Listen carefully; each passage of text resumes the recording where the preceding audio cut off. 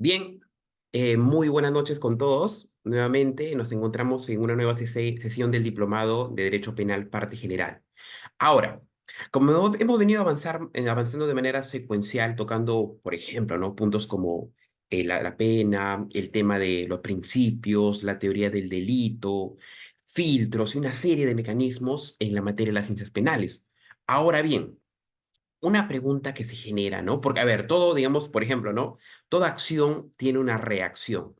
Un punto importante es de esa reacción o ese efecto generado, una consecuencia, ¿no? Uno realiza algo y de ese algo se produce un efecto.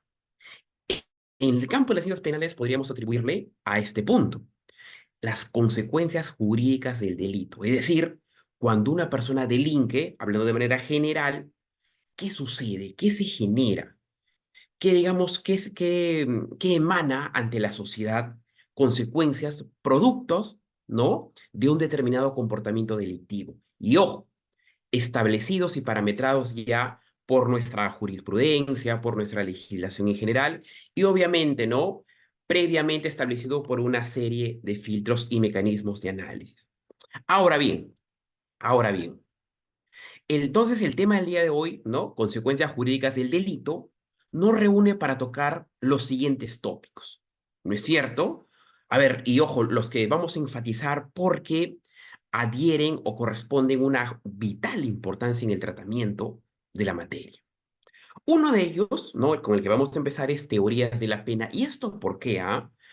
Porque si bien, a ver, veamos la siguiente imagen. Si bien cuando se hace la diferenciación o bifurcación entre derecho penal y derecho procesal penal, se plantea la pregunta, ¿no? ¿Cuál es la diferencia? ¿O qué tiene el derecho penal que lo caracteriza a diferencia del derecho procesal penal, ¿no es cierto? Por ejemplo, ¿no? Y es el tema que vamos a abordar con gran profundidad porque, a ver, siendo sistemáticos y pragmáticos en esta materia, una herramienta que tiene el derecho penal, ¿no es cierto?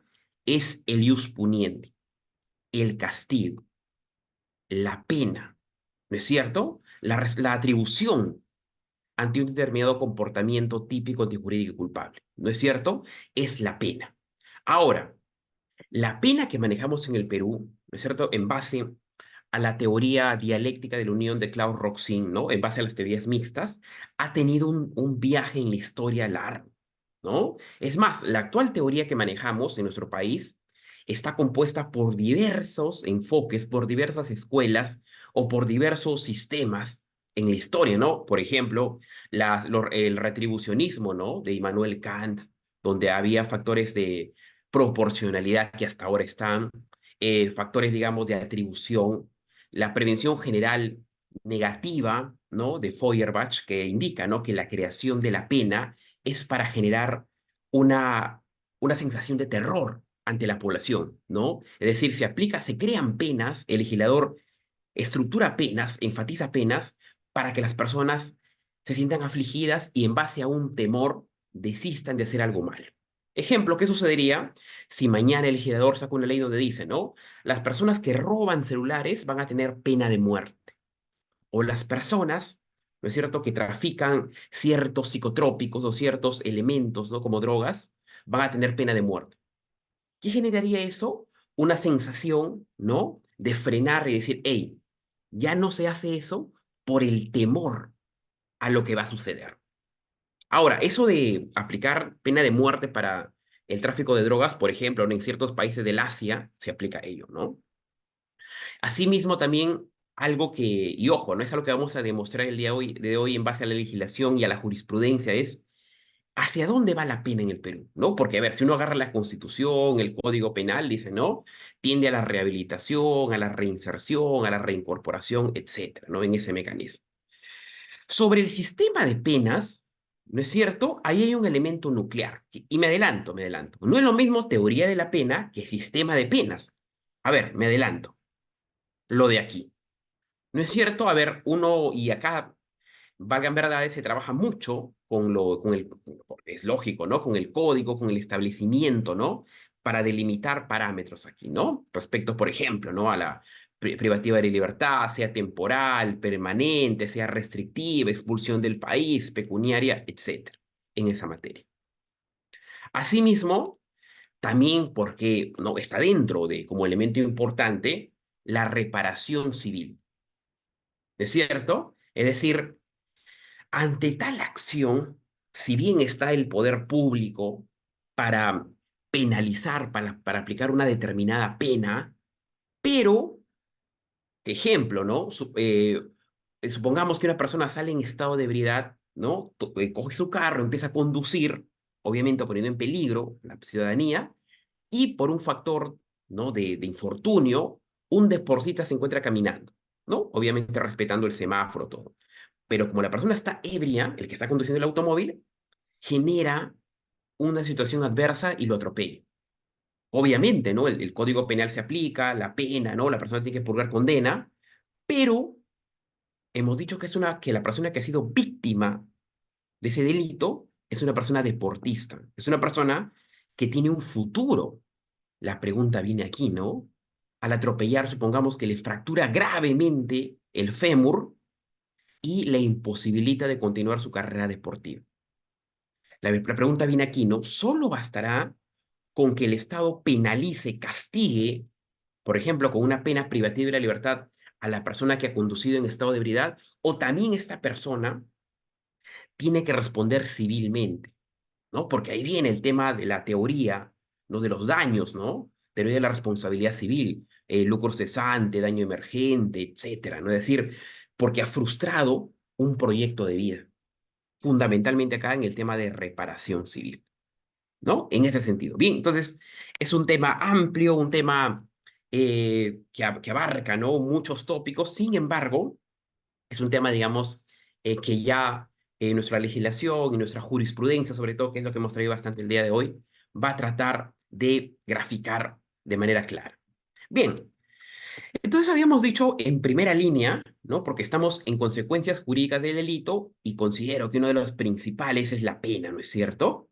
A ver, habíamos dicho que si queremos diferenciar entre derecho penal y derecho procesal penal, ¿no? Debemos partir la cancha, podemos indicar, ¿no? Esto en base a la doctrina y una serie de mecanismos, que el derecho penal tiene una arma, tiene una herramienta, que es el ius puniendi, que es el castigo a la persona, al castigo individual, porque hemos dicho, ¿no? En el derecho penal la responsabilidad es individual, ¿no es cierto? Y es más, ¿no?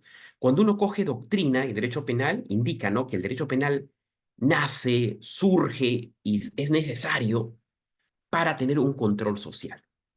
Es más, no sé si ustedes han visto una película llamada La Purga, ¿no? Donde, ¿no? Una película obviamente de ciencia ficción, donde narra, grafica, ¿no? Un mundo distópico. En tal momento en Estados Unidos, como hay, digamos, crisis económica, crisis social, crisis política, es un futuro incierto, lo que hace el gobierno es, en un día determinado, en un lugar determinado y en una hora determinada, se neutraliza el derecho penal. Es decir, no hay responsabilidad penal por ese momento, no hay leyes penales. Y, por ejemplo, llega la medianoche y las personas salen, digamos, con cuchillos, con pistolas, con bazucas, salen a, digamos, a cometer crímenes, pues, digamos, a cometer situaciones adversas, salen a robar, etcétera. Entonces se da una situación totalmente caótica, ¿no? Ahora, pero esas personas salen a realizar tales actos porque saben que no van a tener responsabilidad penal, porque el gobierno, por un momento determinado, ha suspendido, es más, ha neutralizado el derecho penal. Es decir, por ejemplo, de medianoche hasta las 6 de la mañana, esas personas pueden hacer lo que sus instintos le indican. Llega a 6 de la mañana y todos vuelven a la normalidad, ¿no? Entonces, esa película, por ejemplo, grafica qué sucedería si viviéramos en una sociedad o estaríamos en un intervalo de tiempo donde no existiría la pena, donde no existiría el ius puniendi. Por ende, ¿no? Gran parte de la doctrina indica, ¿no?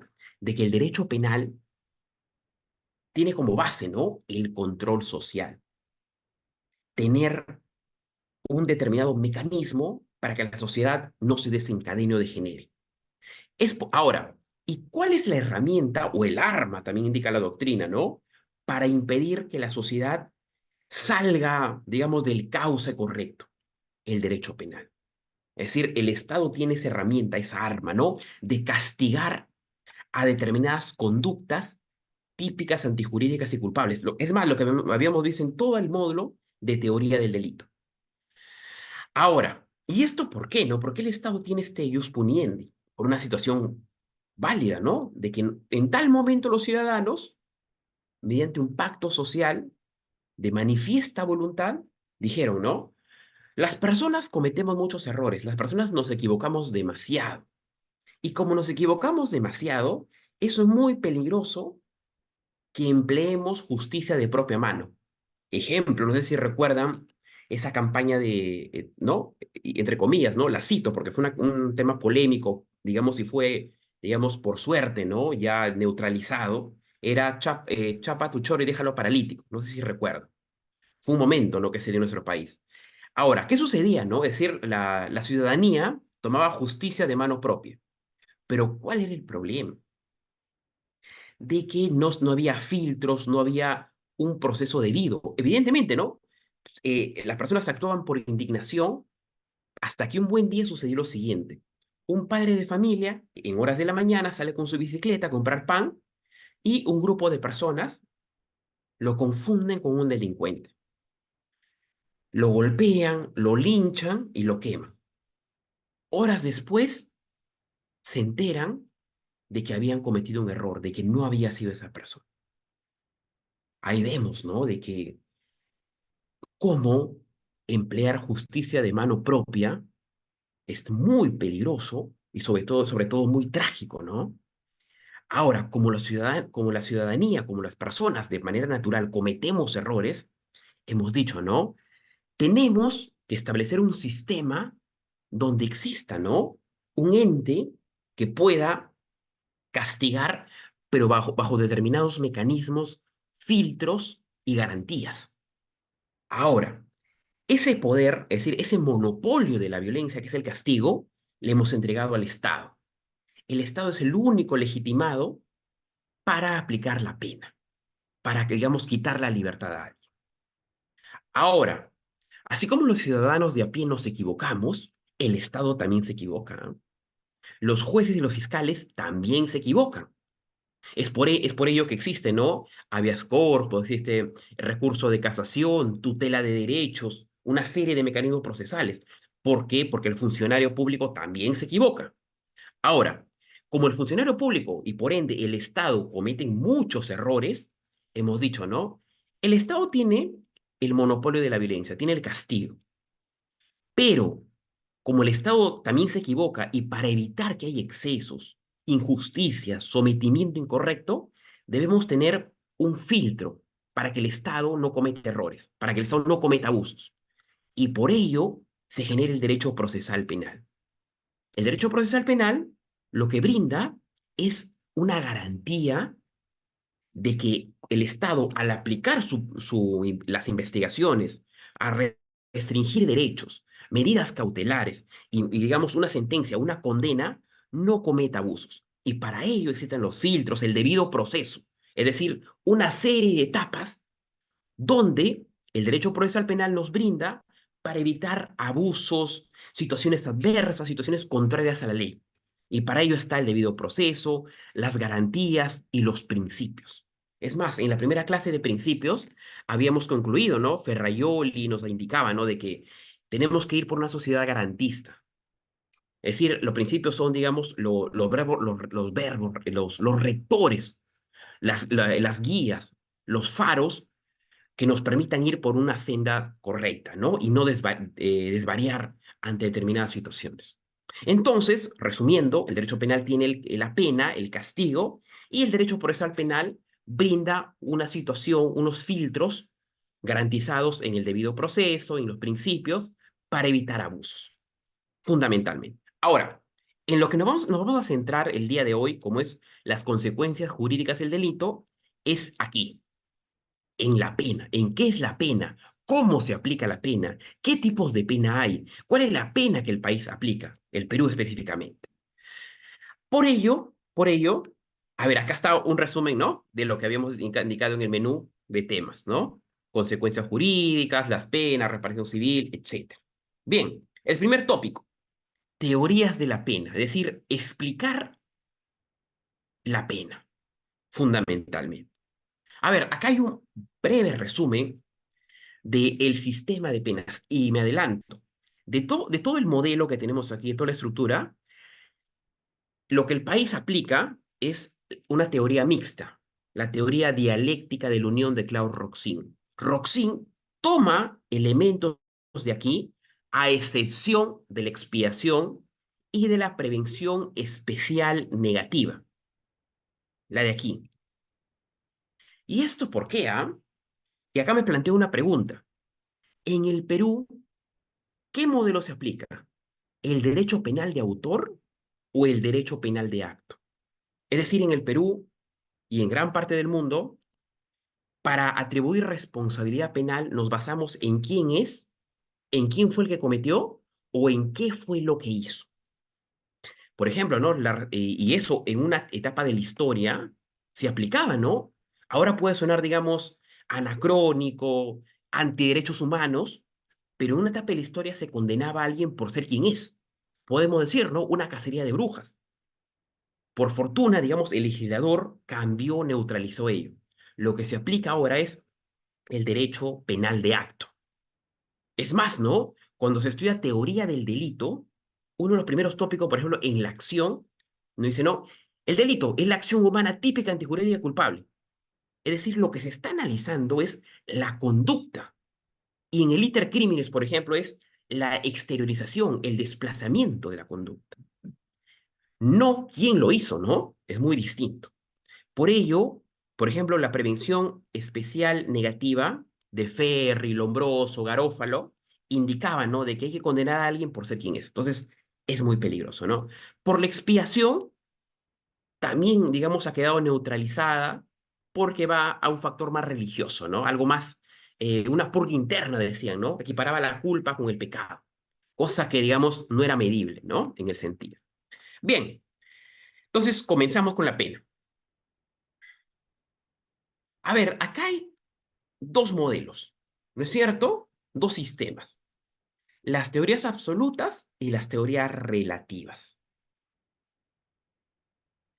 Y antes de ello, por ejemplo, Bacigalupo nos decía, ¿no? Que las teorías de la pena es prácticamente la historia del derecho penal, es el derecho penal en el recorrido de su gestación, de su generación, etcétera.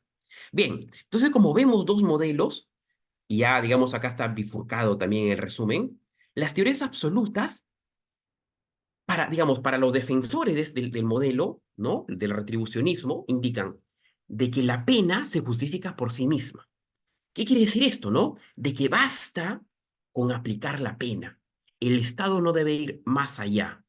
Por ende, por ejemplo, los que defienden este modelo de teorías absolutas, ellos se oponen, por ejemplo, ¿no? A mecanismos como la intervención del Estado en su rehabilitación, su reinserción, en prevenciones. Dicen, no, el ser humano, para este modelo, tiene un libre albedrío, tiene conciencia. El ser humano decide qué destino y qué futuro llevar.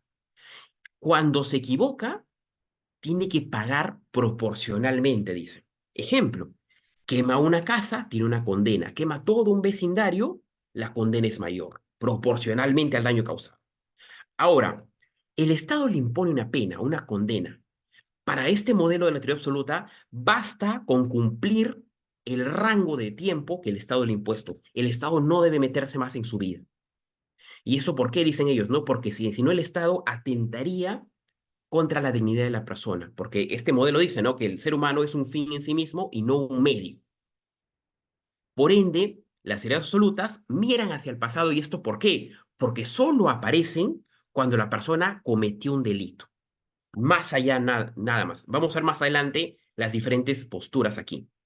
Respecto a las ideas relativas, es decir, lo contrario al absoluto, aquí dicen que la pena no es un fin en sí mismo, es decir, que la condena no es el todo, que la condena no es una cuestión nuclear para ellos, sino que debe existir otros medios para un adecuado tratamiento. Es aquí donde nace, ¿no? Las prevenciones, porque dicen, más que castigar a la persona, sería mejor prevenirlo, ¿no? Y si la persona se equivocó, y está purgando una condena en la cárcel, tenemos que generar medios para que esa persona se reeduque, remoralizarla, reeducarla y sobre todo ir perfilando un sistema para que esa persona vuelva a ser un ciudadano útil y de bien a la sociedad, reinsertarlo, ¿no? Es decir, el Estado interviene más, cosa distinta en las teorías absolutas, ¿no? Es decir, en las teorías relativas miran hacia el futuro del penado, del tratado en ese punto. Bien, la primera de ellas, teorías absolutas. Vemos aquí algunas ideas clave, ¿no? Un resumen clave. Lo que habíamos explicado, ¿no? La pena se justifica por sí mismo, es decir, basta la condena para esta postura. Retribución por el mal causado. A ver, voy a salirme un poquito. Cuando se pregunta qué es la justicia, porque acá en las teorías absolutas, Immanuel Kant y George Hegel trabajan mucho con el tema de justicia. Ejemplo, cuando Aristóteles, gran maestro de la filosofía, le preguntaron, ¿no? Señor Aristóteles, ¿qué es la justicia? Repito, ¿no? La pregunta planteada Aristóteles era, ¿qué es la justicia? Aristóteles respondía, ¿no? Es dar a cada quien lo que se merece. Y me parece, digamos, una definición excelsa, ¿no? Dar a cada quien lo que se merece. Ahora, para los retribucionistas, por ejemplo, ¿no? Si una persona cometía 4X, tenía que ser retribuido mediante un castigo penal con 4X. Es decir, no podía salirse más. Y acá, las teorías absolutas pueden tener críticas, pero hay algo que es, digamos, la proporcionalidad trabajada por Immanuel Kant, que es una función de garantía. Y qué sé yo, ¿no? Que el juez no se extralimite, no vaya más allá del hecho. Ejemplo, ¿no? Si una persona, por ejemplo, roba un celular, no va a ser condenada a cadena perpetua, ¿no? No tiene sentido. Si una persona comete, por ejemplo, un delito de injuria, tampoco atribuye una cadena perpetua, ¿no? En ese sentido, es decir, una garantía de que tal hecho, tal acción, tal conducta humana va a tener un tratamiento distinto por el rango de daño causado. No es lo mismo, por ejemplo, colocar una bomba en un centro comercial a que una persona, digamos, sea, digamos, ampallada por ahí, ¿no? Cometiendo algún acto, ¿no? Irregular, ¿no? En el Estado, por ejemplo, ¿no? Bien, acá hay una frase muy interesante, ¿no? Que se trabaja acá en el retribucionismo, que es la ley del talión, es el ojo por ojo, diente por diente. Yo creo que nosotros por un tema, incluso desde el colegio, ¿no? En el código de Hammurabi, decían, ¿no? Ojo por ojo, diente por diente. Ejemplo, si una persona quemaba tu casa, bajo este modelo del código de Hammurabi, el ojo por ojo, diente por diente, la víctima, el afectado, tenía todo el derecho de quemar la casa de la persona. Si un vecino golpeaba al hijo del otro vecino, el vecino afectado podía golpear al hijo. Entonces veíamos que había problemas. Y es más, ¿y esto por qué no puede aplicarse? Porque hemos dicho, un principio clave del derecho penal es que el derecho penal es de responsabilidad individual. Pero Immanuel Kant dice lo siguiente aquí. Ey, no hay que tomarlo al pie de la letra, ¿ah? No hay que ser tan literales, dice. Y toda la razón, ¿no? Kant dice, sí, podemos tomar esto como referencia siempre y cuando valoremos de que el ojo por ojo, diente por diente va hacia un tema de proporcionalidad, respetando la responsabilidad individual en el derecho penal. Ejemplo, si una persona coloca una bomba en un centro comercial, va a tener una cadena perpetua, un acto terrorista. Distinto a que una persona, por ejemplo, ¿no? Sea descubierta por un tema de cohecho en el Estado, ¿no? Reduciría el castigo del ius puniendi del Estado, ¿no? En un tema de proporcionalidad. También hemos dicho que esto mira al pasado, ¿por qué? Porque estas teorías se aplican cuando la persona ya se equivocó. Es decir, la persona comete un delito y recién aparece, mira hacia el pasado, se empieza a construir lo que ha hecho, ¿no? Aquí hay una diferenciación entre expiación y retribución que digamos, ya adelantándonos habíamos dicho que la expiación va por una cuestión más religiosa, más divina, hasta podemos decir, ¿no? Una cuestión más espiritual. En cambio, la retribución va por una cuestión más trabajada. Por ejemplo, Kant en el plano ético y Hegel en el plano de la racionalidad.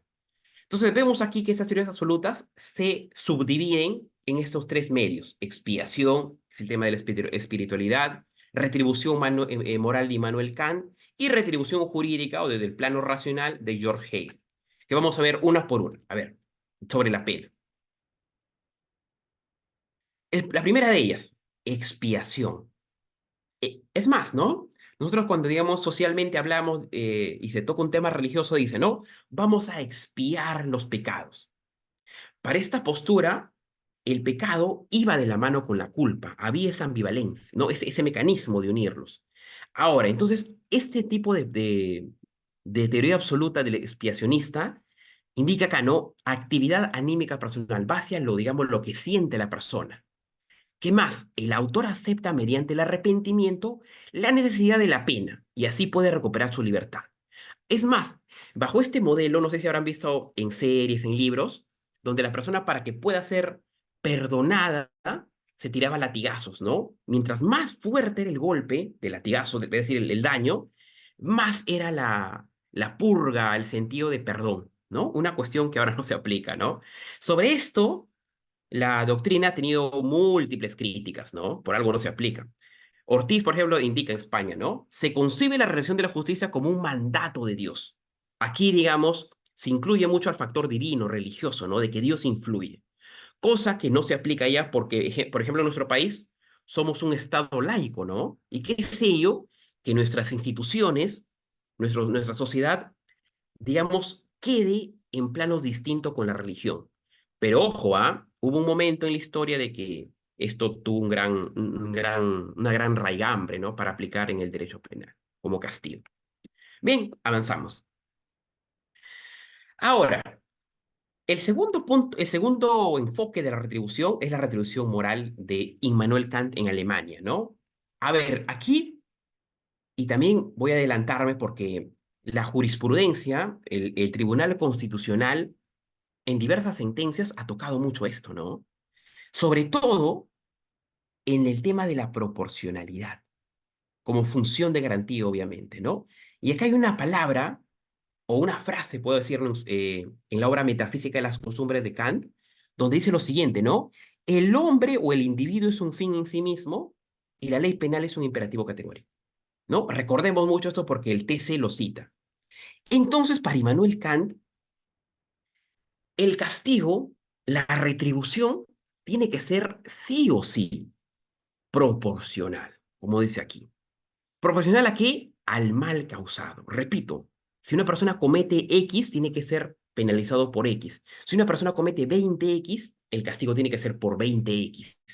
El juez, el juzgador, no tiene que extralimitarse.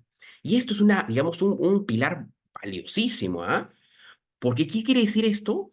Que va a haber un tope, va a haber una garantía de que cuando una persona comete un daño y está siendo juzgada en un proceso penal, va a respetarse criterios de tope de daño. Es decir, una persona no va a ir, por ejemplo, una persona roba un celular y obviamente no va a tener cadena perpetua, ¿no? No, es decir, el juez va a ir por un plano del fundamento proporcional y no por un plano emocional. Cosa que antes no era así, ¿no? Había condenas donde se extralimitaban, había condenas que salían de los cauces de la racionalidad y la proporcionalidad.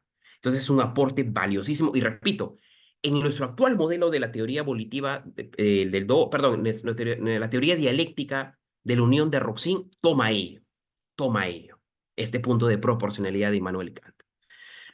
Otro punto es donde el individuo es un fin en sí mismo, ¿no? Y no un medio. ¿Qué quiere decir esto? Que basta con aplicar la pena. El Estado no tiene que meterse más allá. Por ejemplo, Immanuel Kant estaría muy en contra de, por ejemplo, medidas como la de prevenciones, rehabilitaciones. Dice, no, porque la persona solamente tiene que pagar los años de condena. El Estado no tiene que meterse más allá en su vida, indica. Cuando la persona cumple su condena, ahí nomás queda todo, ¿no? En un fin en sí mismo y no un medio. Es decir, para Kant, el Estado no debe utilizar a la persona como para prevenir, para situaciones especiales, ¿no? Basta que cumpla su condena. Ahora, otro punto, como habíamos dicho, ¿no? De que la persona tiene un libre albedrío, tiene capacidad, tiene conciencia de acción, tiene libertades, ¿no? Y cuando hace un mal uso de su libertad, es decir, esa libertad, esa acción, ese comportamiento contraviene una ley, una prohibición, Kant dice, ¿no? Al hacer un mal uso, tiene que ser castigada, pero ojo, de manera proporcional, ¿no? Puntualmente. Y obviamente, aquí está el ojo por ojo, diente por diente, pero repito, no es como la ley del talión, ¿no? Sino que lo toma Kant o lo analiza basando en el punto de la proporcionalidad, en la medida, en la dosificación para determinada conducta, ¿no? Ante tal acción. Es más, acá hay la famosa comunidad de la isla de Kant, ¿no? Que es, digamos, un ejemplo que grafica mucho la teoría kantiana, ¿no? De la teoría de retribución moral. A ver, Kant dice lo siguiente. En una determinada isla, las personas llegan a esa isla, ¿no? Y mediante un pacto social conforman una sociedad, ¿no? Dicen, a ver, vamos a crear instituciones, vamos a crear un código penal, vamos a crear leyes, reglamentos, ¿no? Es decir, deciden generar un modelo social. Y por ende, también en ese modelo social, tipifican qué no se debe hacer. Y empiezan a vivir en armonía, hasta que un buen día, un grupo de personas, bajo estricto criterio de libertad y conciencia, deciden quebrantar las leyes. Empiezan, digamos, a asesinar y a robar. ¿Qué es lo que hace la sociedad de la isla?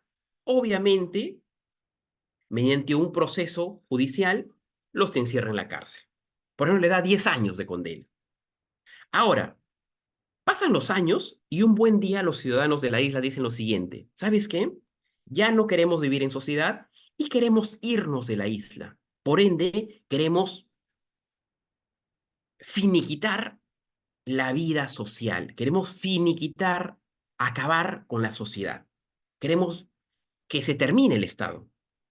Ahora, las personas empiezan a irse, ¿no? Pero ¿qué dice Kant? Un momento, señores. Ahora, como deciden neutralizar o desaparecer el Estado de manera voluntaria, obviamente no tiene sentido ya que haya cárceles, ¿no? Porque no hay Estado, no hay sociedad, ¿no? Como, por ejemplo, ¿cómo habría, a ver, si el Perú no existiría, no tendría sentido que esté el INPE, ¿no? Entonces, ¿pero qué dice Kant? Un momento, señores, dice Kant. Está bien, ustedes tienen toda la libertad de irse, pero un momento, ustedes tienen personas que están purgando condena. Si ustedes se van y destruyen y se desaparece la sociedad, esas personas quedarían libres. Y al quedar libres, no habría justicia, dice Kant. ¿Por qué? Porque no se habría cumplido con su tiempo de permanencia en la cárcel. No se habría cumplido con el castigo. Y por ende, al no cumplirse con el tiempo de castigo, no habría justicia para las víctimas. Kant dice, ustedes se pueden ir siempre y cuando termine la condena de las personas, de los penados. Una vez que termine la condena, recién pueden irse, porque si no, y repito, si es que se van antes de que termine su condena y lo dejan libres, no habría justicia. Las víctimas quedarían desamparadas, las víctimas quedarían burladas. Eso dice Manuel Cando, que tiene que cumplirse esa pena para que sea, por eso se llama retribución. Una persona comete esto y es retribuido con ello. Ahora, esto de aquí, esta retribución, para Kant tiene que cumplirse al 100%, porque si solo se cumple en el 20% o la mitad, no habría una justicia para Kant. La justicia tiene que ser retributiva, un punto de la teoría kantiana, ¿no? Y esto de acá está en la famosa obra Metafísica de las Costumbres de Kant, ¿no? Que en el derecho penal aplicadísimo, ¿no? En ese sentido. Bien, dentro de las series absolutas, dentro del retribucionismo, aparece otra postura. En Alemania también, ¿no? De George Hegel es la famosa retribución jurídica. Ahora, mientras Kant iba por un plano moral, por el plano ético, Hegel va por el famoso estado racional, y acá la famosa teoría dialéctica de Hegel, ¿no? A ver, Hegel, para aplicar la pena, se plantea dos enfoques. Dice, una cosa es la voluntad general, es decir, lo que la sociedad, lo que las personas como seres gregarios acordamos voluntariamente, decir, hey, estas son las leyes y esto, por ende, esto determina, este tipo penal determina qué es lo que no se debe hacer. Eso es lo que establece la voluntad general, es decir, por ejemplo, el Código Penal en la Constitución emana de la voluntad general del pueblo. Ahora, pero, así como hay algo general, lo antónimo sería lo especial, ¿no es cierto? Hasta que un buen momento una persona decide no, esa persona no quiere respetar la voluntad general y se va por el terreno de la voluntad especial. Ahora, hay un choque, ¿no? Por ejemplo, la voluntad general dice lo siguiente, que está con una pena privativa de la libertad a las personas que cometen que le quitan la vida al otro. Esa es la voluntad general, lo que no se puede hacer. ¿Y qué es la voluntad especial? Lo que lo hace. Entonces vemos ahí un conflicto, un versus, dos posiciones encontradas, lo que dice la mayoría y lo que dice una sola persona. Entonces acá, esa voluntad especial, es decir, el delito, viene a ser la contraposición del mandato absoluto. ¿Y qué es el mandato absoluto? Lo que debemos hacer porque lo hemos elegido voluntariamente. Ahora, acá vemos, como dice Hegel, ¿no? Dos enfoques. Uno es la rebelión, que es es decir, ¿qué es la rebelión? Es, digamos, la voluntad especial, lo que la persona decide hacer de manera voluntaria, en base, valga la redundancia, su libre albedrío, es decir, contraviniendo a la ley. Y esa contravención va en contra de nuestro código penal, de nuestro ordenamiento jurídico, etcétera, ¿no? En ese punto.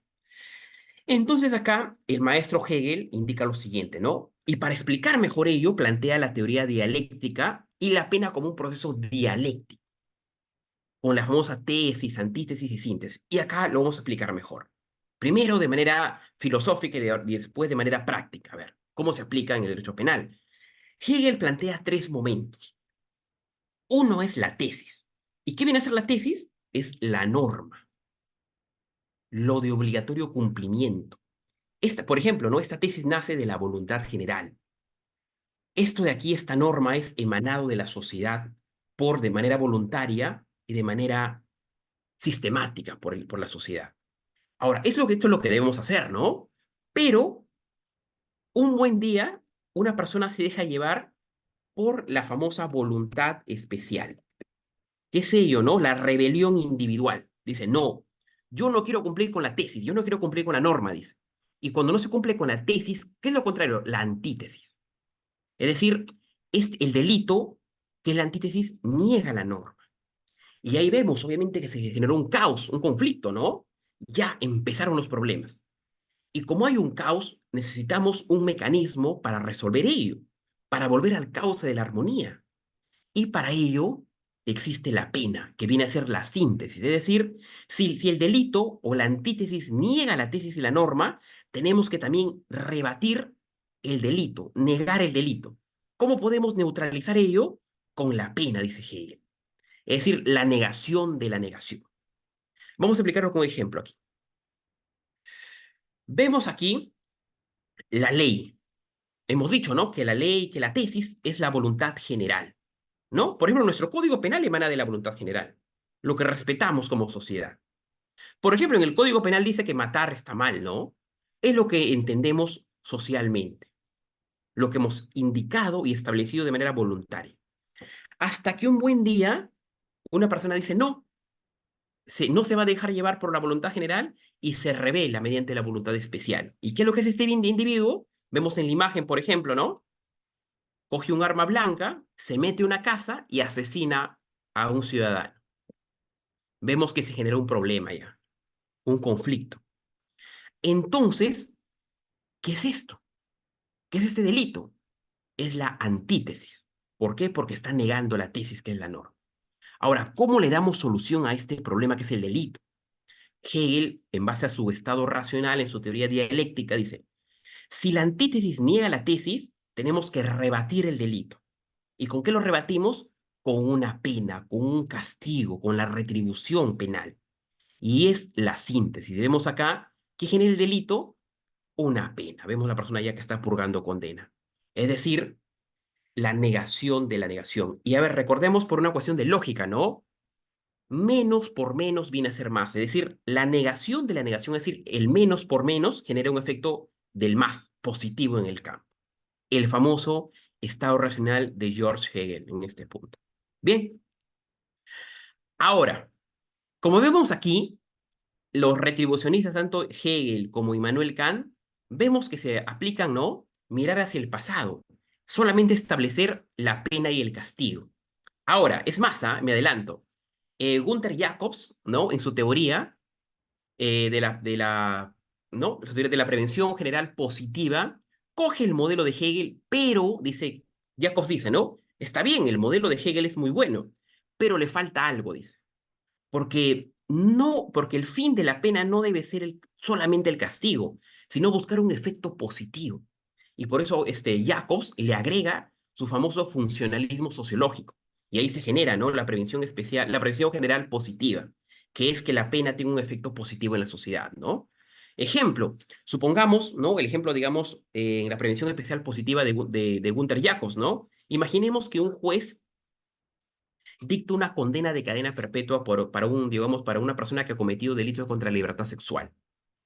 Se establece un buen juicio y lo condena a cadena perpetua. ¿La sociedad cómo reaccionaría? Evidentemente, ¿no? Ve que ha sido un juicio justo y ve que el juez ha aplicado la pena correctamente. Por ende, la ciudadanía lo aplaude, ¿no? Dice, hey, las instituciones públicas están cumpliendo con su labor. Por ende, vamos a confiar nuevamente en el Estado y vamos a prevalecer el Estado de la ley, ¿no? Un efecto positivo socialmente, generalmente, ¿no? Un visto bueno en la sociedad. Ahora, continuamos. Respecto a la aplicación, claro.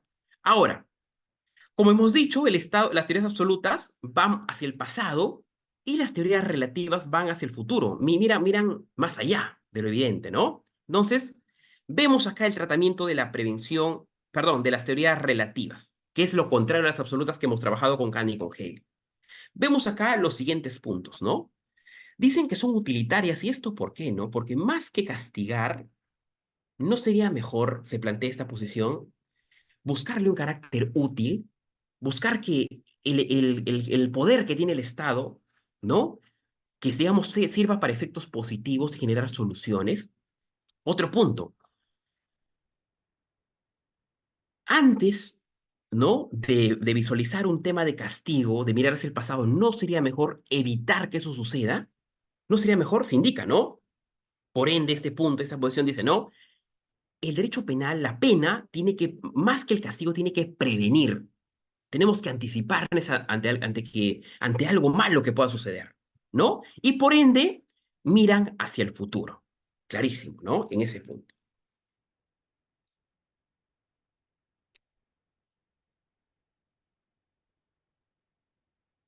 Es por ello que aquí vemos dos posiciones, que vamos a explicarlas una por una respecto a la pena. La prevención general, como vemos en la figura, ¿no? Esta teoría relativa de la prevención general impacta a la sociedad, impacta al común denominador, impacta de manera plural a todos los ciudadanos, ¿no? Es decir, como la lluvia, ¿no? Nos cae a todos.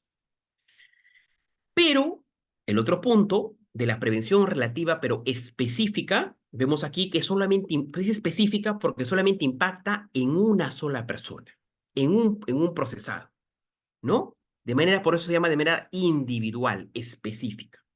Ambas tienen los puntos de positivos y negativos que vamos a ver ahora. Pero la idea que nos queda aquí, ¿no? Sobre la prevención general y la prevención específica. Bien, empezamos. Prevención general negativa. Y era lo que me había adelantado, ¿no? Acá parece Paul von Feuerbach, ¿no es cierto? Un representante, ¿no? El principal, podríamos decir, sobre la famosa prevención general negativa que también toma Roxin para, digamos, la teoría mixta que nos rige en la actualidad. ¿Qué es ello? La prevención general, a ver, desde el nombre, ¿no? Hemos dicho que la prevención general impacta al común denominador, a todos, nos cae a todos. Pero, ¿por qué se le agrega el factor negativa? Negativa. A ver, ¿por qué? Porque este modelo de pena lo que busca es intimidar, aterrorizar a la ciudadanía. Como se dice coloquialmente ahora, ¿no? Meter terror, coloquialmente hablando, valga la redundancia, ¿no? En ese sentido, lo que busca esta pena, esta teoría de la pena es, en base al influjo del miedo social, evitar que las personas se porten mal, evitar que las personas cometan delito, disuadirlas de que paren un comportamiento negativo o adverso a la ley penal. Es por ello que se plantea acá la famosa teoría de la coacción psicológica, ¿no? ¿Qué es ello? Influir en la psiquis de la ciudadanía para que no cometa algo malo, en base al miedo. Se usa también la famosa criminología mediática, ¿no? Es por ello que se aplican las famosas políticas o programas de mano dura, de meter miedo a la ciudadanía, ¿no? Por eso dice acá, ¿no? Intimidar, a ver, palabras clave. ¿Qué busca este modelo? Intimidar, disuadir a los integrantes de la sociedad. Ahora, Acá hay un punto importante, ¿no? Y lo vemos con un ejemplo. Recapitulando el ejemplo, ¿no? Del delito contra la libertad sexual, ¿no? Nos enteramos por las noticias que, digamos, un tío ha cometido un delito contra la libertad sexual contra un familiar, ¿no? Vemos un caso lamentable, detestable, ¿no? Repudiable socialmente. Y con toda lógica, hay una indignación social. El pueblo reclama justicia. Que lo que es el Ministerio Público, que lo que es el Poder Judicial, los jueces, llevan un buen proceso y lo condenan a cadena perpetua. La ciudadanía ve que todo ha sido correcto y ve que de verdad se ha hecho justicia. Por ende, por ende, vemos ahí una prevención general positiva. Es el modelo de Jacobs, ¿no? El modelo que indicamos al inicio. Pero eso es un factor de prevención general positiva. Ahora, ¿cómo aplicaríamos una prevención general negativa? Vamos con otro ejemplo.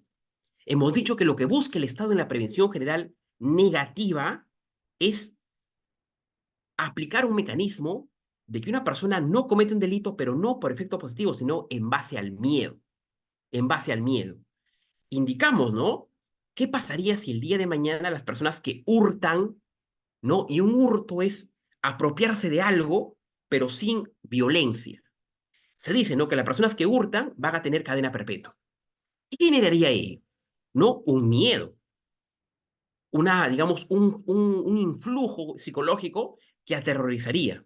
Es decir, para el mecanismo de la prevención general negativa es las leyes se aplican en base al miedo para que las personas al estar, digamos, influenciadas por ese terror no cometan cosas malas. Ahora, este modelo, digamos, una crítica que se le puede hacer es que teóricamente puede sonar lógico, ¿no? Teóricamente, pero en la realidad, digamos, no ha tenido una aplicación, ¿no? Porque, a ver, y es más, ¿no? Se debate mucho de que si la pena es de verdad un efecto disuasivo, ¿no? En ese sentido. Bien, avanzamos.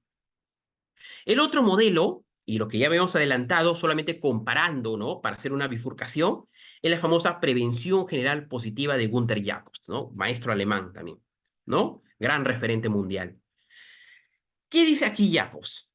¿No? Dice, a ver, y acá recordando, ¿no? La famosa teoría dialéctica de Hegel, ¿no? Es decir, Jacobs se plantea aquí, dice, ¿no? Sí, está bien esto, pero hay algo que falta agregar, dice. La pena no puede, el castigo no puede ser nuclear, dice. Es decir, esa pena para Jacobs tiene que tener efectos positivos. ¿Y qué sé yo? ¿Qué sé yo? Toma la tesis hegeliana, lo que habíamos explicado al inicio, ¿no? En el retribucionismo perdón, de Hegel, y le agrega su famoso funcionalismo sociológico. ¿Qué es esto? Que para Jacobs, el castigo y la pena tiene que generar efectos sociales positivos, dice. Es decir, que cuando un juez, el sistema penal, cumple su función, hace justicia, los ciudadanos tienen una buena impresión, verifican que ha sido de manera correcta y por ende vuelven a confiar en las instituciones, vuelven a confiar en el Estado, vuelven a confiar en la ley. Por eso dice aquí, ¿no? Confianza en las instituciones. Si un juez hace algo correcto, actúa en los cauces, ¿no? Es decir, actúa sin mecanismos de corrupción, sin ningún mecanismo, digamos, de abuso, confía en las instituciones. ¿Qué más? Y por ende, como confía, como considera que el derecho penal está bien aplicado por el Estado, dice, ¿no? Se da la famosa vigencia de la norma y los valores. Los ciudadanos vuelven a confiar en el Estado. Otro punto que dice acá, ¿no? La pena es un mal impuesto, eso no se niega, que la pena es un mal impuesto, pero, dice Jacobs, tiene que tener efectos positivos, ¿no? ¿Y cuáles son los efectos positivos? Vigencia de la norma y confiar en las instituciones, ¿no? Puntualmente. Por ende, Jacobs dice, ¿no? La pena no busca intimidar. Para Jacobs, la pena no debe aterrorizar, no debe ser nuclear ello, como dice Feuerbach, a diferencia, ¿no? Jacobs dice, la pena tiene que tener efectos positivos. Y también recalco, este modelo también es tomado para, digamos, para estructurar la teoría mixta que nos rige. A ver, de todo lo que venimos estudiando respecto a la pena, se aplican los modelos a excepción de este punto. de la prevención especial negativa, de Ferri, Lombroso, Garofalo, ¿no? Del famoso positivismo criminológico. Y ahora, la pregunta viene aquí, ¿no? ¿Por qué se aplican todas a excepción de ella? Por un factor clave. En el Perú, lo que se aplica, en el mundo prácticamente, ¿no? Es el derecho penal de acto y no el derecho penal de autor. Es decir, a una persona va a ser tratada procesalmente y va a ser condenada en base a lo que ha hecho y no en base a quién es, ¿no? Porque si estaríamos, digamos, condenando a alguien por ser quien es, el derecho penal se destruye. ¿Por qué? A ver, ¿qué es la teoría del delito? La conducta humana. ¿Y qué es la conducta humana? ¿Qué es la acción humana? Lo que exteriorizamos, el comportamiento, ¿no? Y ese comportamiento se emana en base a criterios de conducta, no a ser quien es, ¿ah? Pero repito, hubo un tiempo en la historia, lamentable por cierto, donde se condenaba a alguien por ser quien es. Y esto, recordando, ¿no? ¿Qué pasó en la Segunda Guerra Mundial, por ejemplo? ¿Qué pasó, por ejemplo, en el Holocausto judío aplicado por los nazis, ¿no? Los nazis aplicaban pena de muerte, por ejemplo, o liquidaban a personas en su famosa solución final, un hecho lamentable en la historia, en base a cuestiones raciales, en base a cuestiones de morfología, ¿no? Porque, a ver, los nazis consideraban, erróneamente, obviamente, de que los que no tenían la raza aria no debían vivir para ellos, ¿no? El mundo, según los nazis, el mundo debía ser poblado por la raza aria. Y por ende los nazis generaban un sistema de castigo contrario a los fundamentos de la lógica y de los derechos humanos, ¿no? Por eso en los juicios de Nuremberg, ¿no? Se aplicó, digamos, el tema de genocidio a los nazis, ¿no? O sea, es más, el genocidio, si bien la doctrina ya lo hablaba, pero se establece como un criterio internacional jurídico en base a los juicios de Nuremberg, ¿no? Por ende, esa prevención especial negativa, como dice aquí, ¿no? Depende de ser quien es, la peligrosidad del autor, ¿no? Algo proscrito ya. Y obviamente, como vemos aquí, se enfoca en el derecho penal de autor y no en el derecho penal de acto, cosas que ya hace ya varios periodos ya está proscrito, ¿no? Es más, por ejemplo, si ustedes googlean y ponen prevención especial negativa, van a ver que para algunos autores, una persona era más propensa a cometer un delito de acuerdo a su forma física. Algo ahora que vemos anacrónico y absurdo, pero en un momento de la historia se aplicó, ¿no? En el derecho penal, ¿no? Algo, digamos, lamentable en la historia, ¿no? En ese sentido. A ver, acá hay una que, digamos, cuando revisemos sobre la pena, el día de hoy, nuestra legislación, nuestra constitución y nuestra jurisprudencia, vamos a ver bastante esas palabras, ¿no? Las famosas teorías reinsertar, resocializar, reeducar, etcétera, ¿no? Es decir, un tratamiento al penado, a la persona que está purgando condena. Aquí Frank von Litz, en Alemania, con su famoso programa de Marburgo, él dice, ¿no? Está bien, a ver, una persona ya fue condenada, está purgando condena, pero no se le debe abandonar en la cárcel, no se le debe dejar a su suerte, dice. Tiene que haber mecanismos o sistemas públicos para generar y volver a reeducar y reinsertar socialmente a la persona. Ahora, por ejemplo, ¿no? Cuando vemos los famosos beneficios penitenciarios, ¿no es cierto? Hay un beneficio que se llama el permiso de salida. ¿Qué es ello? Cuando la persona, por ejemplo, ¿no? Está próximo a cumplir su condena, ¿qué hace el INPE? ¿Qué hace el director? Bajo un tiempo determinado, ojo, aún está purgando condena, ¿ah? Pero le permite salir de la cárcel. Le permite salir de la cárcel. ¿Y esto por qué, no?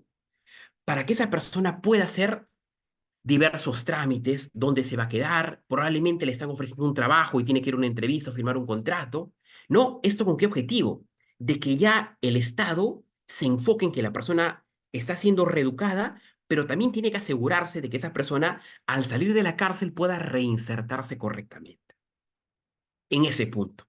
Es más, ¿no? Por ejemplo, en temas, el Estado también tiene los famosos beneficios penitenciarios, ¿no? Donde se reduce la condena por estudiar, escribir un libro, hacer arte, manualidades, etcétera, en esta materia, ¿no? En la famosa teoría del rey. Ahora, esto de acá, teóricamente, ¿no? Es valioso. Como venimos viendo, la doctrina ha trabajado muy bien. Ahora, ¿cuál es el problema aquí con la prevención especial positiva? Y qué es lo que dicen múltiples autores, ¿no? La pregunta viene aquí. ¿Como Estado de verdad hemos aplicado correctamente ello? Es decir, nuestras cárceles en el Perú, sin irnos muy lejos en el Perú, ¿de verdad son sistemas para rehabilitar, para resocializar?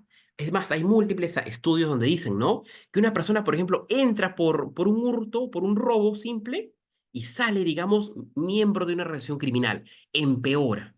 Algunos dicen, por ejemplo, las cárceles, cuando están maltratadas, generan, digamos, escuelas de crímenes, ¿no? Es decir, la persona entra con tal nivel delictivo y sale peor porque digamos, se inserta a una banda o una organización criminal, ¿no? Es más, hay múltiples investigaciones también donde dicen que muchos secuestros o el tráfico de drogas se aplica desde la cárcel, ¿no? Una crítica fuerte también. Es decir, eh, como sociedad, preguntémonos, ¿no? Si de verdad hemos logrado que nuestras prisiones logren este objetivo, ¿no? Si de verdad respondemos. Y otro factor importante, cuando una persona sale de la cárcel, se le es fácil reinsertarse, es decir, una persona que ha cumplido condena por robo, por ejemplo, que tiene antecedentes, se le hace fácil reinsertarse o habrá trabas. Otro punto a analizar también, ¿no? En este bloque. Ahora, como hemos visto, las teorías de la pena si bien tienen aportes valiosísimos, pero también tienen defectos, ¿no? Errores algunos, ¿no? Por ende, como se dice, ¿no? A ver, y la pregunta viene aquí, ¿no? Y se preguntó el legislador. Entonces, ¿qué teoría aplicamos? Son múltiples las teorías. Entonces, ¿qué aplicamos? Para ello nace esto las teorías mixtas o teorías de la unión. ¿Y qué es esto? Es coger lo valioso, el aporte bueno de cada teoría estudiada. De las teorías absolutas de Hegel y de Kant y de las teorías relativas, ¿no? De Jacobs, de von Litz, ¿no? De Feuerbach, ¿no? Es decir, coger lo bueno y sumarlo y para crear algo bueno. Ahora, es más, en su obra Derecho Penal, parte general, Felipe Villavicencio indica lo siguiente sobre esas teorías mixtas, ¿no? Reúnen en la pena características que las teorías anteriores, es decir, la que hemos estudiado, prevención general positiva, prevención general negativa, prevención especial positiva, teoría de la retribución, ¿no? Teorías anteriores que consideran primordiales. Identifican a la pena como justa y útil. Consideran, a ver, cuando dice justa y útil, entendemos, ¿no? Por ejemplo, ¿qué teoría, a ver, qué modelo dice que la pena es útil? Obviamente, ¿no? Las teorías relativas, las que vemos aquí, son utilitarias, ¿no? ¿Y qué modelo dice que la pena tiene que ser justa? La teoría de la proporcional, ¿no? De Kant, aquí. Por eso, digamos, el maestro Felipe Vicencio indica lo siguiente, ¿no? Cogen lo mejor de cada uno. Consideran que la pena debe reprimir tomando en cuenta la culpabilidad y la proporcionalidad. ¿Y quién había dicho esto? El maestro Immanuel Kant, en su retribución moral. La pena debe ser proporcional al mal causado. Clarísimo, ¿no? ¿Qué más? Con respecto al hecho delictivo, claramente está, ¿no? Llegando a la justicia, claro, ¿no? Y a la vez, prevenir la comisión de nuevos delitos, claro. A ver, ¿y qué modelo ha dicho que debemos prevenir las teorías de la prevención, las teorías relativas, preventivas? ¿No es cierto? En este punto.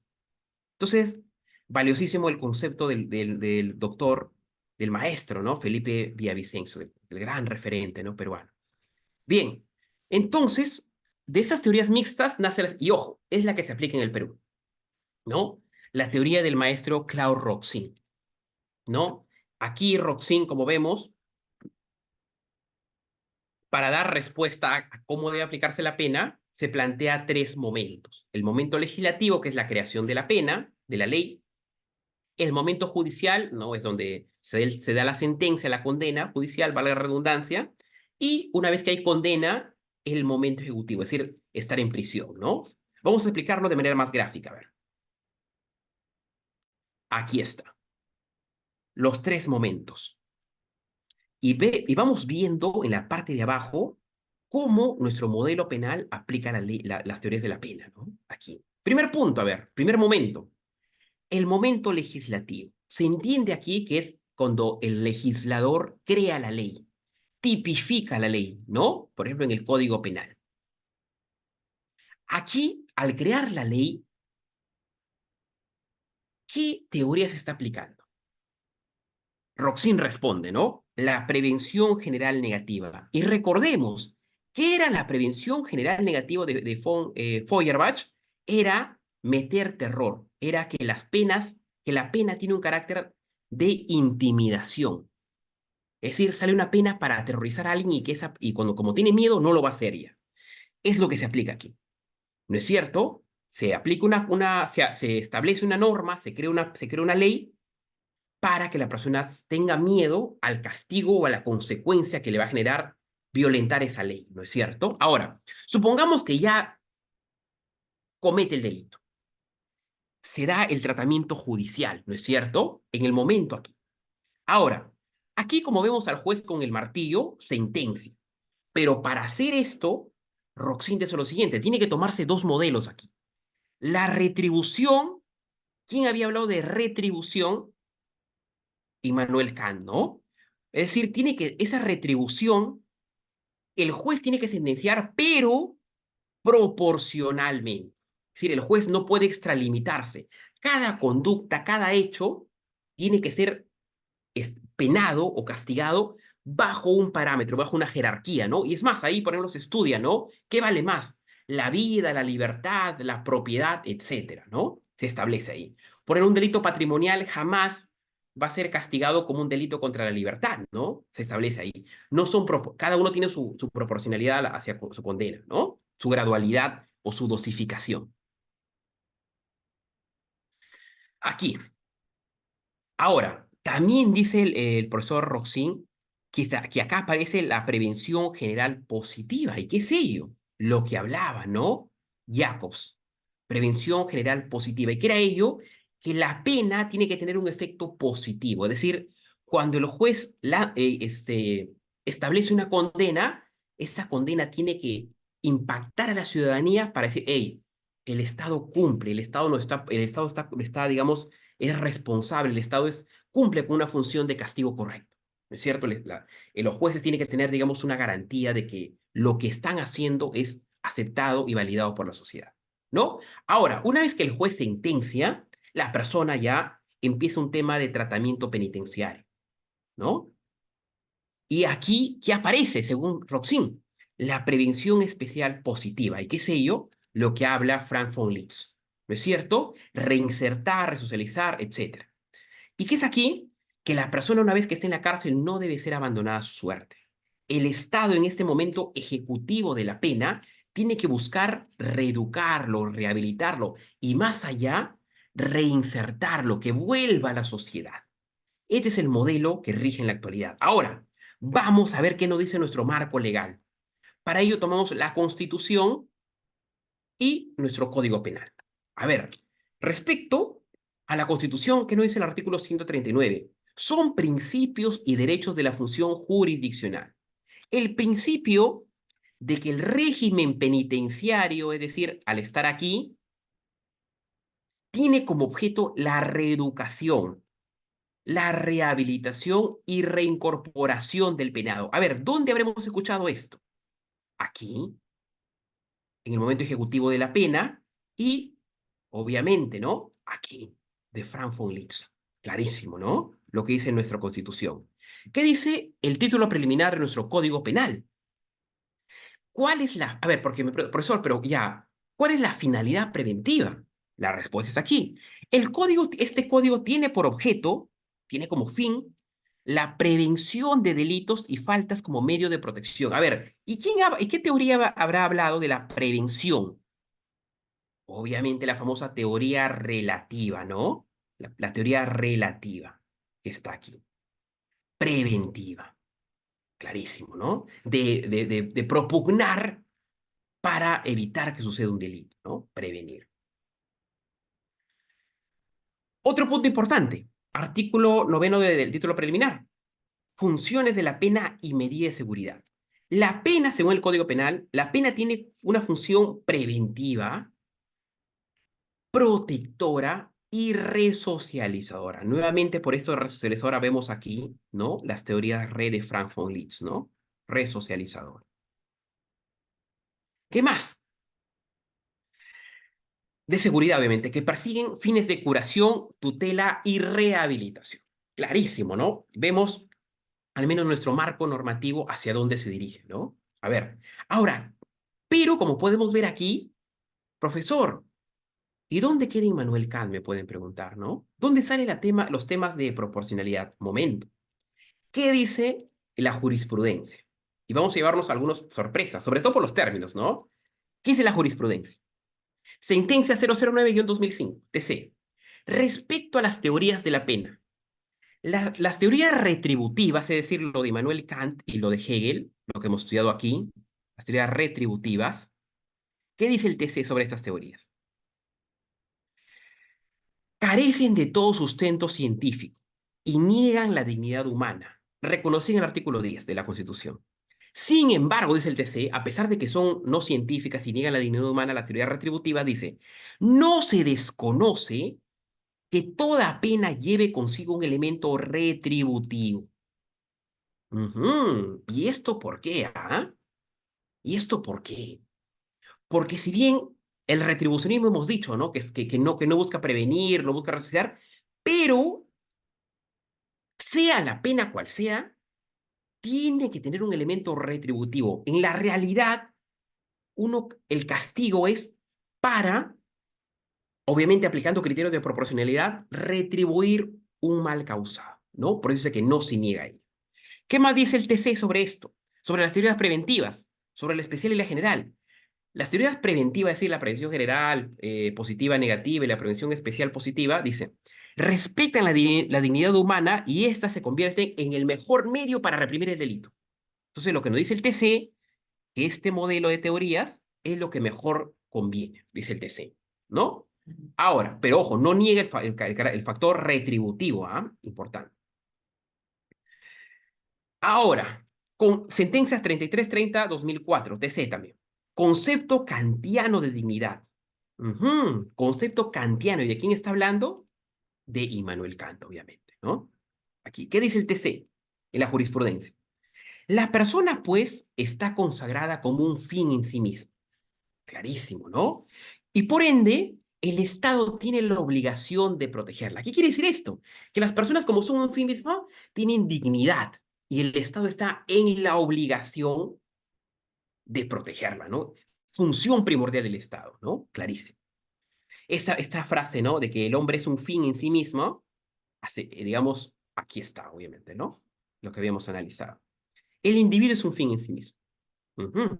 El TC. ¿Qué más? Respecto a la culpabilidad que no dice el TC, a ver, es preciso destacar, sin embargo, que ninguna de la finalidad preventiva, claro, ¿no?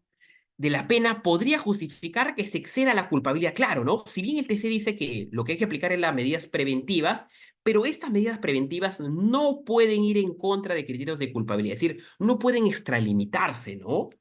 La cual es determinada por el juez a la luz de la personalidad del autor y del mayor o menor daño causado a la acción, claro. Tiene que respetarse función de garantía, ¿no? De la culpabilidad. Y respecto a la prevención general, ninguna medida tendiente a la resocialización del imputado, es decir, la prevención especial de von Litz, podría anular el carácter preventivo general, sobre todo en su vertiente, claro, ¿no? La prevención general positiva tiene que estar por delante, lo que dice, ¿no? Jacobs, y obviamente, ¿no? Un poco más allá, tiene que estar la prevención especial, ¿no es cierto? Entonces, este es el modelo. Ahora, respecto a la pena, como ya hemos construido tanto por doctrina no, sí, a ver, si una persona pregunta la pena, este es el modelo aplicable. Ahora, pero un punto importante, así como hay, como indicamos al inicio, ¿no? De que el derecho penal a veces, algunos dicen que es un mal necesario, ¿no? De que la pena, el castigo, es decir, quitarte tu libertad, genera una aflicción, un dolor. Ahora, es por ello que hay otras posturas.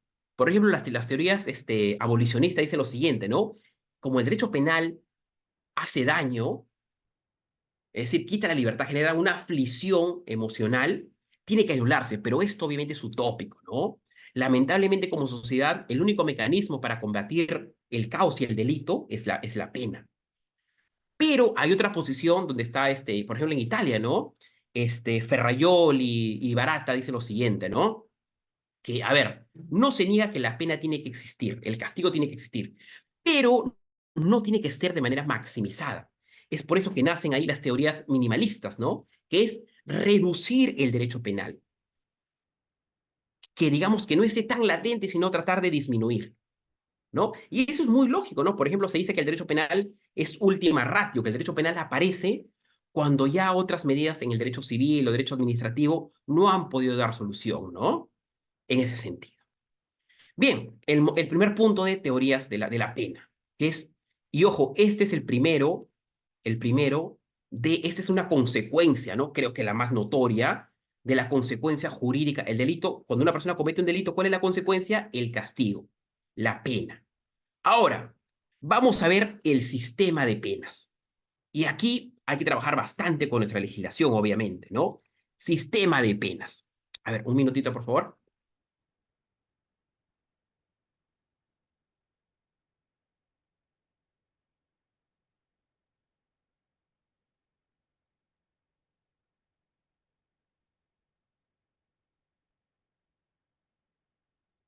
Listo, a ver, vemos acá la gráfica. Vemos digamos, la estructura del sistema de penas, ¿no? Las que, digamos, rigen en nuestro país. Rigen, a ver, al menos en nuestro país, ¿no? Las que rigen, a ver. Vemos acá los siguientes enfoques recalco, sobre el sistema de penas. ¿No es cierto? Aquí. Y obviamente, ¿no? Por ejemplo, pena privativa de la libertad. Aquí hay dos enfoques, ¿no? La temporal y la permanente. A ver, una persona acá va al Código Penal, ¿no es cierto? Va al Código Penal y se basa ¿no? En el artículo 28, ¿no es cierto? En las clases de pena. A ver, cuando uno va al Código Penal y abre el artículo 28, dice ahí, las penas aplicables de conformidad con este Código Penal son privativa de la libertad, restrictiva de la libertad, limitativa de derechos y multa, obviamente, ¿no? Ahora, este punto, ¿no es cierto? Específicamente de la pena privativa de la libertad es lo siguiente. Es temporal. ¿Y por qué temporal se dice, no?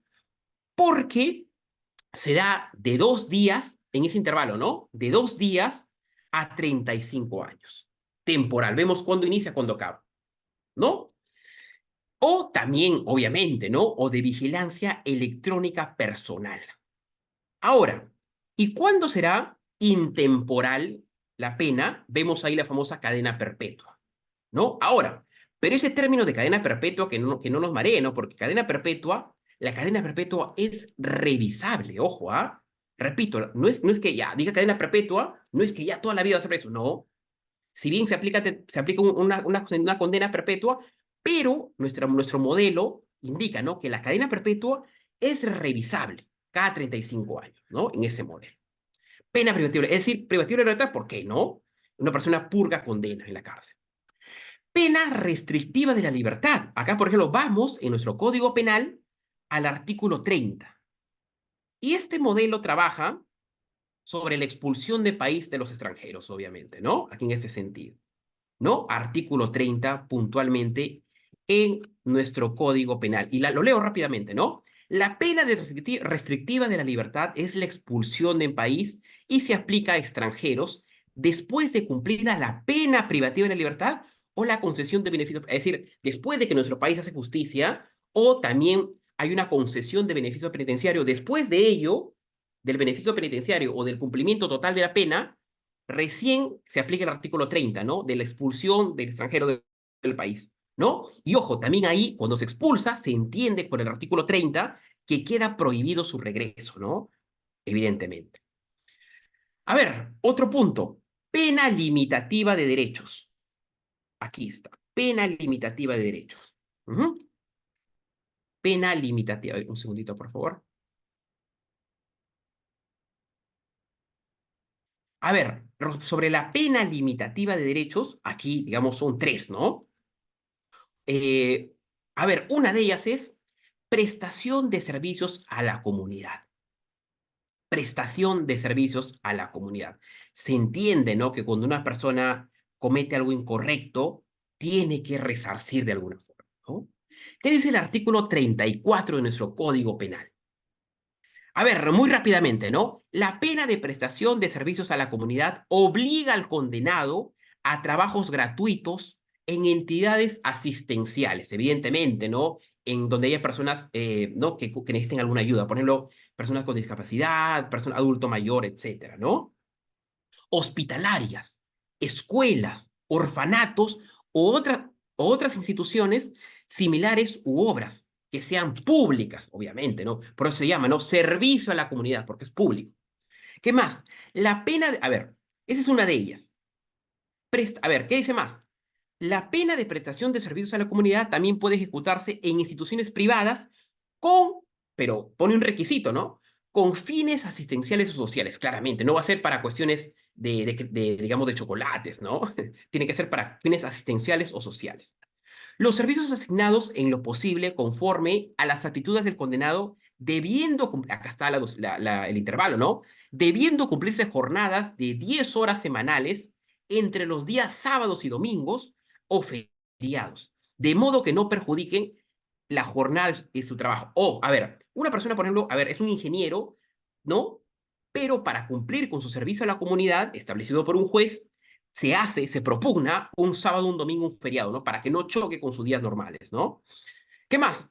La ley y las disposiciones de reglamentarias corresponden y establecen los procedimientos para asignar los lugares y supervisar el desarrollo. Claro, tiene que haber un funcionario público que supervise, ¿no? Importantísimo ese punto, ¿no? El artículo número 34 del Código Penal, fundamentalmente, ¿no? Importantísimo. Artículo 41, la multa o pena pecuniaria también llamada, ¿no? Aquí, ¿qué nos dice el código en el artículo 41? Muy rápidamente. Pena multa, dice aquí. La pena de multa obliga al condenado a pagar al Estado la suma de dinero fijada, ¿no? En días multa. El importe de días multa es equivalente al ingreso promedio del condenado, repito, ¿no? Obviamente, ¿no? En una multa no va a ser igual para un millonario que una persona que gana un sueldo mínimo, por eso dice acá, ¿no? El importe de días multa es equivalente al ingreso promedio del condenado y se determina atendiendo a su patrimonio, claramente está, ¿no? Una persona, por ejemplo, que tiene 20 casas no va a ser comparado con una persona que tiene un mini departamento, ¿no? Rentas.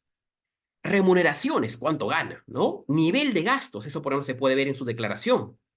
Y demás signos exteriores de la riqueza, ¿no? Claramente está. Entonces, el sistema de penas, ¿no? Repito, para ver este punto se establece y se toma puntualmente el Código Penal, ¿no es cierto? No hay mayor discusión aquí.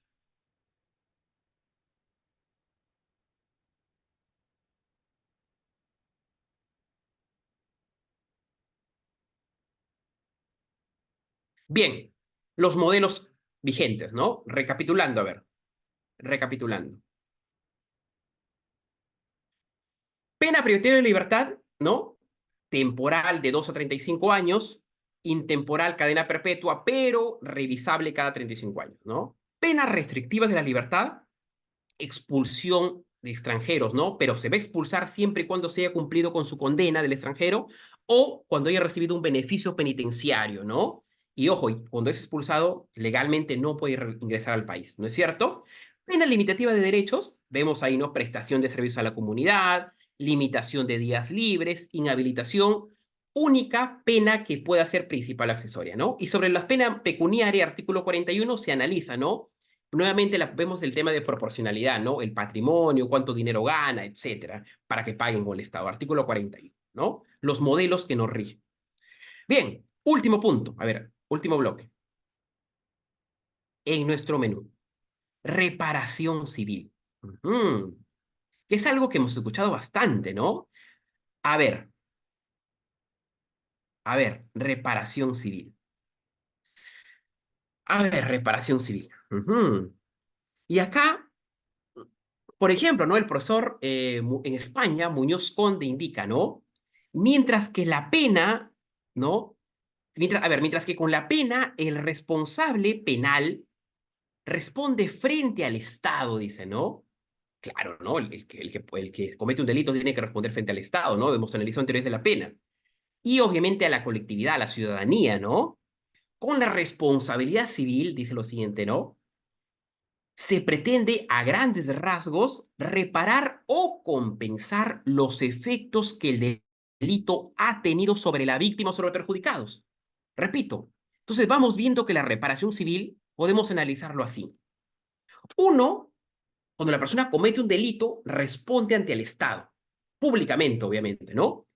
¿Qué hace el Estado? Lo castiga, aplica el jus puniendi, determina la aplicación de las medidas específicas, ¿no? Le pone, por ejemplo, 20 años de cárcel por un homicidio o por atropellar a alguien en estado de ebriedad. Pero la cuestión no queda aquí, como dice la doctrina, como dice el profesor Muñoz Conde, ¿no?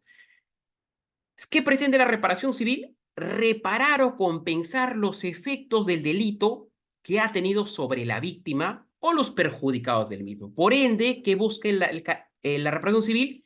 Podemos verlo en dos esferas, ¿no? Que en el carácter privado busca resarcir el daño. Resarcir el daño.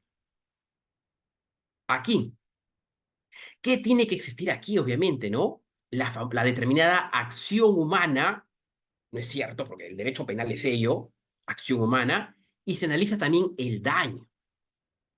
Importante. Ahora, ¿qué dice la jurisprudencia sobre ello, no? A ver, acá hay un detalle importante. Uno cuando revisa expedientes, ¿no? La pena probablemente esté bien planteada. Pero el problema viene aquí con tema de responsabilidad civil y para esto en la universidad se estudia, por ejemplo, teoría de daños, ¿no? O también, digamos, en el sistema, en la teoría de responsabilidad civil, criterios, ¿no? Digamos, de lucro cesante, daño moral, daño emergente, ¿no? Ahora, sobre esto, ¿qué dice la jurisprudencia? A ver, ¿cómo lo aplicaríamos en el campo de litigio? Esto. Sentencia 001-2005 del Tribunal Constitucional. ¿Qué nos dice? A ver, vamos a verlo. A ver, vamos a ver si es que tenemos la razón o no, ¿ah? ¿Qué dice el TC? ¿Qué dice la jurisprudencia? Cuando el daño es consecuencia del incumplimiento de una obligación voluntaria, se habla en términos doctrinarios de responsabilidad civil. Clarísimo, voluntario, ¿no? Responsabilidad civil contractual. Y dentro de la terminología del Código Civil peruano de responsabilidad derivada de la inejecución de obligaciones. A ver, ¿y esto por qué? A ver, repito la teoría. Cuando los daños es consecuencia del incumplimiento de una obligación voluntaria, se habla en términos doctrinarios de responsabilidad civil contractual y dentro de los términos del Código Civil peruano. Ahora, una persona, cuando hace un contrato, por ejemplo, de un alquiler, de una compraventa, de una casa, conoce a la persona, la trata y esas personas hacen un pacto, un nexo contractual. Y el que no la cumple tiene responsabilidad civil, pero responsabilidad derivada de la ejecución. Ahora, ahí vemos un escenario donde lo rige el derecho civil, un contrato, una compraventa, un alquiler, etcétera. La pregunta viene aquí. Cuando una persona, por ejemplo, está en estado de ebriedad y atropella a alguien, esa persona que ha cometido ese delito, ¿conoce a la persona que ha atropellado? No, no la conoce. Es más, se puede dar a la fuga. Esa persona que ha sido víctima de ese delito, con el victimario, con el sujeto activo, no tienen un contrato, no se conoce, pero el daño se ha generado, por ende tiene que responder. Entonces el TC acá diferencia.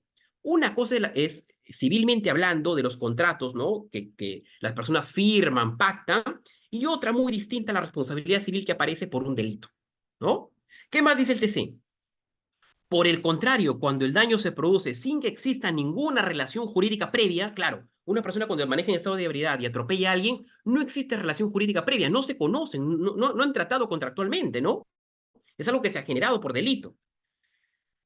O incluso, extendiendo ella, el daño es consecuencia no del incumplimiento de la obligación voluntaria, sino del deber jurídico genérico de no causar daño al otro. Claro, ¿no? Cuando una persona comete un delito por manejar en estado de ebriedad, incumple, vulnera, ¿no? El deber jurídico genérico de no causar daño, ¿no?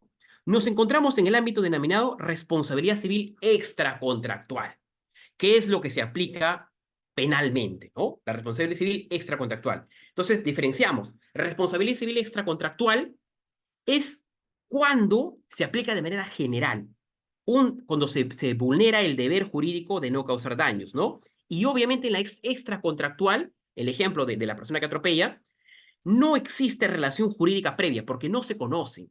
Cosa muy distinta en lo que es tratado por el Código Civil peruano en la contractual, porque ambas personas sí se conocen, firman un contrato, venden algo, hacen una empresa, etcétera. Bloques distintos. Un modelo lo aplica el derecho penal y otro estrictamente el derecho civil. Continuamos. Para establecer que existe responsabilidad civil, y acá viene un punto débil, ¿ah?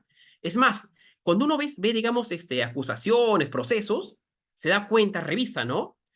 Que ya se plantea bien la pena, ¿no? Ya tantos años porque el tipo penal es así, es antijurídico ya, pero a veces, no, hay, digamos, mecanismos del fiscal donde dice, ¿no? Tienen que pagar 5.000 soles.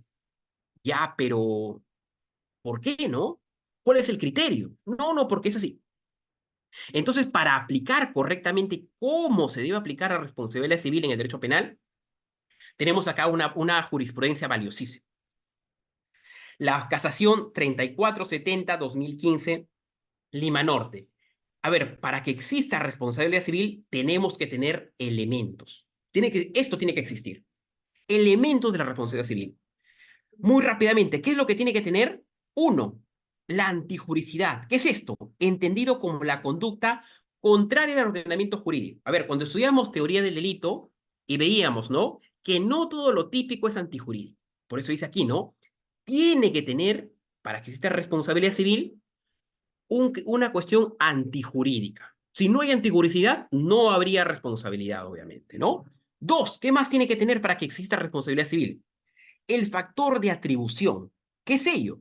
Que es el título por el cual se asume responsabilidad, pudiendo por este subjetivo, obviamente teoría volitiva del dolo culpa, u objetivo, por realizar actividades o ser titular de situaciones jurídicas previstas en el ordenamiento jurídico. Claramente, ¿no? ¿A quién le atribuimos esa responsabilidad?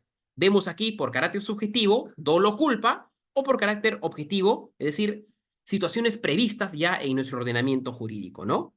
Atribuir la responsabilidad a alguien, atribución, indicar aquí. Otro punto importante, el famoso nexo causal, ¿no? ¿Qué dice acá la jurisprudencia? El nexo causal o relación de causalidad adecuada entre el hecho y el daño producido. Nexo causal, el puente que une el daño producido y quién ha producido ello, ¿no? El hecho y el daño. A ver, acá hay otra jurisprudencia más. Un segundito, por favor. Creo que la tengo aquí. Un segundito.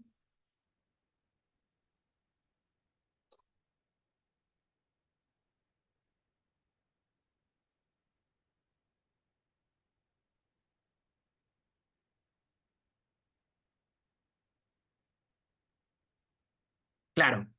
Por ejemplo, ¿no? Esto va de la mano también. La famosa casación 923-2019 Lambayeque. Lo voy a poner aquí ya, para agregar. Un segundito, regalo.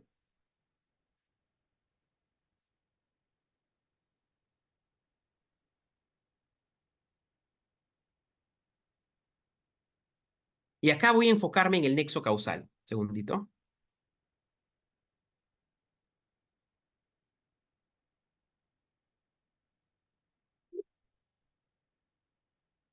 Ya, muy rápidamente. Por ejemplo, en la casación Lambayeque, claro, Lambayeque 923-2019 también, no, obviamente, va en esa línea jurisprudencial, ¿no? Hay antijuricidad, holicidio de la conducta, daño causado, relación de causalidad, que es el nexo causal, obviamente, ¿no? Y obviamente aquí dice lo siguiente, ¿no? Y lo voy a citar acá, lo que dice la jurisprudencia, lo que quiero es aquí. Ujú. Aquí está.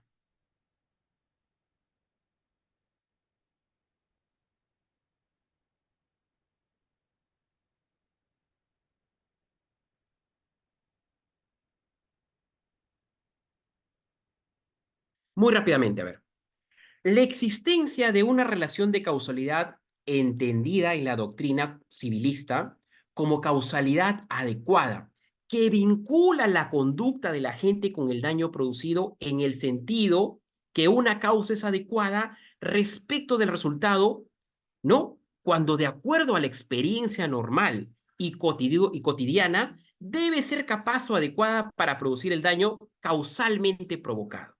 En esa misma perspectiva, hoy se aplica la teoría de la imputación objetiva al aumento del riesgo y a la finalidad de la norma violada. Por lo demás, la fractura causal solo es factible en los casos de caso fortuito, fuerza mayor, hecho de la víctima y hecho de un tercero. Finalmente cumplido, claro, ¿no? Importantísimo, importantísimo, ¿no? Es decir, una causa es adecuada respecto al resultado de acuerdo a la experiencia normal y cotidiana. Importante la casación también. 923-2019, Lambayeque. A ver, continuamos. Entonces, lo que vemos aquí es que la responsabilidad penal surge por un delito, por la comisión de un delito. Claramente está, ¿no? ¿Y qué quiere ello? ¿Para qué existe esto? Para restablecer la paz en la sociedad. Es decir, la pena se aplica en la comisión de un delito para, como finalidad para restablecer la paz en la sociedad. Mientras que la responsabilidad civil, ¿no? Una cosa es responsabilidad penal, otra responsabilidad civil, surge por la realización de un daño. ¿Y ese daño dónde lo vemos? No, aquí en la jurisprudencia, ¿no? Lo explica aquí. ¿No es cierto? Ah, me olvidaba. Y respecto al daño, ¿qué no dice la jurisprudencia? El daño es consecuencia de la lesión al interés protegido y puede ser patrimonial, daño emergente o lucro cesante.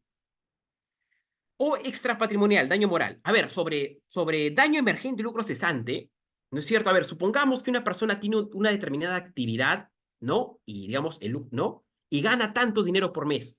Al ser víctima de un delito, se rompe ese caudal de ganancia, ¿no? Se llama lucro cesante porque obviamente se neutraliza la actividad, porque es afectada la persona y ya no logra ganar ese dinero, ¿no? Por ello, la responsabilidad civil se surge. ¿Cómo surge? ¿Por qué surge? Por la realización de un daño. ¿Y qué es lo que busca? ¿Cuál es la finalidad de la responsabilidad civil? Reparar el daño. Clarísimo, ¿no? Otro punto importante. ¿Dónde se da la figura o dónde sale el actor civil? En la investigación preparatoria. Importante, ¿no? Sobre ello, el Código Procesal Penal, en el artículo 101, dice lo siguiente, ¿no? Oportunidad de la constitución de un actor civil. La constitución de un actor civil deberá efectuarse antes de la culminación de la investigación preparatoria. Es decir, donde tiene que ser el actor civil es aquí. Dice el Código Procesal Penal antes de que culmine ello. Clarísimo, ¿no? A ver, Código Penal del 93. No, perdón, Código Penal, artículo 93, discúlpeme. Código Penal de 1991. Código Penal, artículo 93. Contenido de la reparación civil. ¿Qué tiene que tener ello? La restitución del bien o, si no es posible, el pago de su valor. Claramente, una persona quema una casa, tiene que pagar por el daño causado, ¿no? Proporcional. Una persona quema un auto por ello, ¿no? ¿Y qué más pide? Indemnizar por daños y perjuicios, ¿no? La afectación a la víctima. ¿Cuándo se extingue la responsabilidad? A ver, extinción y prescripción de responsabilidad civil. La muerte, prescripción, desistimiento, porque una persona puede desistir de no cobrarlo, conciliación, ¿no? Ambas personas pactan y el juez tiene que, ¿no? A ver, cuando una persona va a conciliación por responsabilidad civil, se hace un acta y el juez tiene que establecerlo y es cosa clara, ¿no? Transacción y sentencia firme y cosa juzgada. Por ejemplo, ¿no? Una persona es declarada inocente y no hay no, y no se da responsabilidad civil en determinados casos, no en todos, ¿no? Bien, como vemos aquí en esta amplia sesión, y les agradezco por su atención, es qué sucede cuando se da el delito, ¿no? Vemos la pena, el castigo, el sistema de penas, ¿no? En base al código, y la reparación civil. Esto aparece cuando, en base a la teoría del delito, logramos ya graficar o establecer qué es un delito, ¿no? Cuando algo es una conducta típica, antijurídica y culpable y punible, se aplica a ello. Eso es consecuencia de una correcta aplicación. Bien, eso es. Bien, nuevamente, muchas gracias por la atención prestada. Si hubiera alguna consulta, yo encantadísimo. Y si no, les agradezco por la atención. También agradecer a CIEP por la confianza y la amabilidad de la invitación. Bien, si hubiera alguna pregunta, yo encantado. Y si no, nuevamente, muchísimas gracias por la atención. Y nos vemos el próximo miércoles 13 en la próxima sesión. Muchísimas gracias. Que tengan bonita noche. Cuídense mucho. Gracias, profesor. Gracias también, Madeleine. Gracias también, estimada Jessica, en el chat. Buenas noches. Cuídense mucho.